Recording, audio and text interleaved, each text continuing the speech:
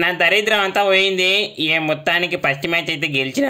ఈ మ్యాచ్ గెలుపు కారణం అంతా మొన్న శివుని గుడి కాడికి పోయినా.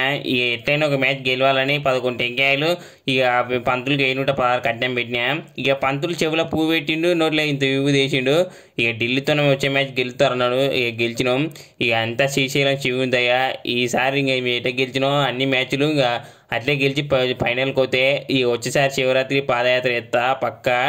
ఇక ఈ మ్యాచ్లో నేను ఆడిన బ్యాటింగ్కి 200 రన్ కొట్టేది కష్టం అనుకున్నాం. ఇక ఈ మ్యాచ్కి ఇట్లా వస్తాయి అనుకున్నాం. కానీ ఇక వాడు చెప్పాడు గారు దేవుని లెక్క వచ్చిండు. ఇక లాస్ట్ ఓవర్లో 32 రన్లు కొట్టకుంటే ఈ మ్యాచ్కి ఇట్లా ఓడిపోతుంటివి. ఏందైతే ఏంది ఇక రోహిత్ అని అయితే దంచి కొడుతుండు. ఇక మా టీంలో అందరు కసి మీద ఉన్నావు. ఇక పవర్ ప్లే మస్తు ఆడుతుండు రోహిత్ అన్న. ఇక నెక్స్ట్ మ్యాచ్కి ఇట్లా అయితే ఇక పంతులను అయితే పక్క స్టేడియంలో తీసుకొచ్చి కూర్చోబెడతాము. ఇంక అమ్మతో మాట్లాడి ఇట్లనే వేసి ఇక పక్క అయితే పంతులు అయితే రావాల్సిందే. పంతులు వస్తేనే మ్యాచ్ గెలుస్తాం.